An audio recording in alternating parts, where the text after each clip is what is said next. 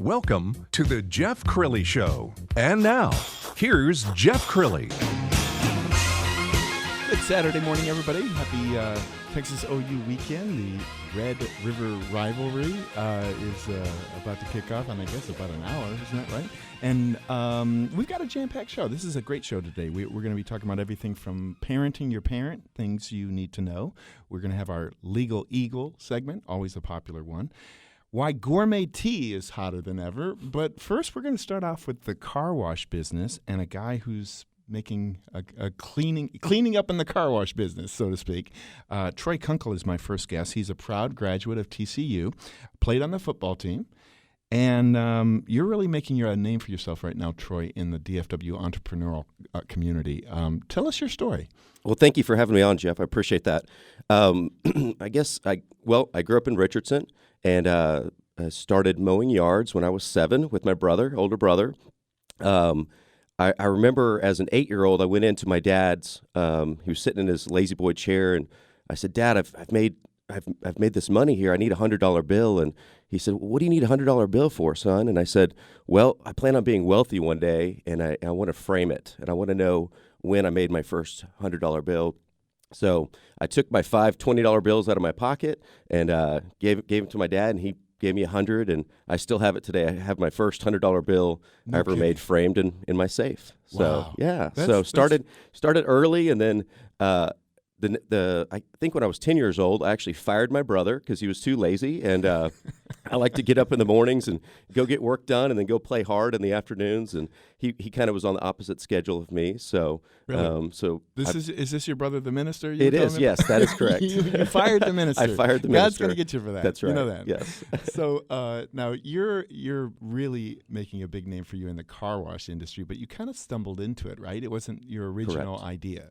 Yeah, so I went to TCU, played football there, and started buying and selling real estate. And within a couple years, I'd bought a couple $1 million in real estate. Started with $0. Just had to get really creative, and that was back in the good old lending days when it was stated income. And so people were loaning me lots of money, and so it was rocking and rolling until 2008. The crunch happened, and had to get creative and figure out other businesses. And that's really when I started buying foreclosed car washes, self-serve car washes. And one of my favorite stories is I made an offer. There was a self-serve car wash that the people that built it for about $1 million. And I got foreclosed on. The bank had taken it over. And I made them an offer of $450,000 for this car wash, and they said, "Get out of here! You're crazy. We couldn't sell it for that little amount." And so I said, "Okay." And so I waited, and I was patient, and I waited. And about 2 years later, I got a call and said, "All right, the bank's ready to go," because banks are terrible car wash operators. And so I said, "Okay." And they said, "What do you want to offer?" And I said, "Offer them $175,000." And they said, "No, you got to be kidding me. They won't take that. You know, they already turned down your offer of $450,000. And I said, "Offer them $175,000. And they called me back that afternoon, and I bought it for $175,000. No kidding. Yep, the $1 million car wash. Had you done your homework? I mean, did you know anything about the car wash business? My father-in-law had been in the car wash industry for 30 years, and so he was kind of the reason I looked into doing car washes. And then I finally bought my first one, and the right financing, the right deal was there, and it was very successful. So I quickly, in 2 years, I bought 6 car washes. My goodness. Yeah, so. Well, I think people drive by car washes all the time, and it's not a sexy business. It's not glamorous, but they're really, in terms of your profit margin, it's a very good investment. I think so. Someone told me one time, they said, if you feed the poor, you'll become rich, and if you feed the rich, you'll become poor.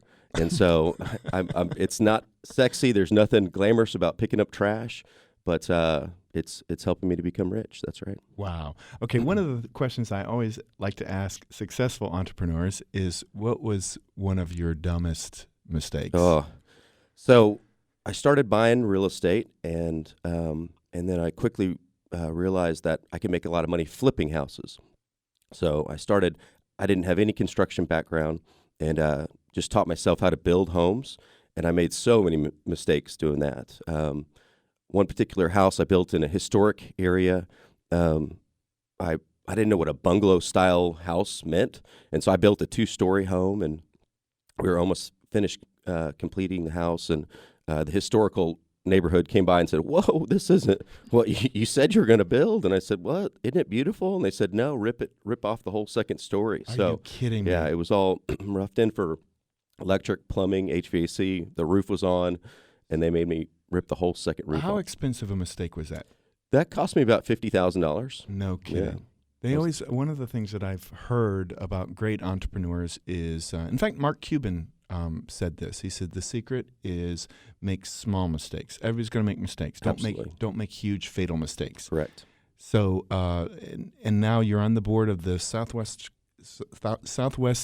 Car Wash Association. Yes, sir. You're also on the board of your local chapter of EO, Entrepreneurs Organization. Talk a little bit about that. What is it? That's a mentor group, basically. Right. EO's been phenomenal for me. I've been doing this my whole life of being an entrepreneur, and I didn't realize. I thought I was one guy on an island. When I found EO, I was like, "Oh, these are my people. Where have you guys been?" Like we talk the same, we interact the same, and it's been phenomenal as far as my growth as a businessman for EO. And I want to give a shout out because I was invited to be a member about 1.5 years ago, and I've learned so much. And in EO they practice what's called Gestalt, where That's correct. Somebody has a problem. They really can't come to you and ask you for advice, because Gestalt is just experience sharing, and that allows one entrepreneur to tell a story of a time when he or she had a problem similar to the one that the other members confessing, but not judging them and saying, you should do this. That's right. So we're all leaders in our own businesses, and we're real good at making decisions and telling people what to do. And it's a way to tell them your story of how you failed or how you were successful in business, and then they can glean from that. They can learn from that. So how do you know if you're a born entrepreneur? Because I know, I worked for the man, so to speak, for 25 years in TV news at various TV stations. And as a worker bee, you're used to getting that paycheck every 2 weeks, and I find it's like a gerbil in a cage, and you get that little pellet. It's scary being an entrepreneur, but the upside can be tremendous. Fortunately for me, I never got used to a paycheck. I've actually never had a real job. I've always worked for myself, and so I never got used to that paycheck. And so it was an easy, transition for me. And I think I would make a terrible employee. So that's why I knew I had to go create a job that works for me. So right. So what would your advice be to somebody who is stuck in a dead-end job and they're trying to figure out whether to continue working in corporate America for someone else or to own their own business? I don't think everybody is cut out for being an entrepreneur. There's several friends of mine.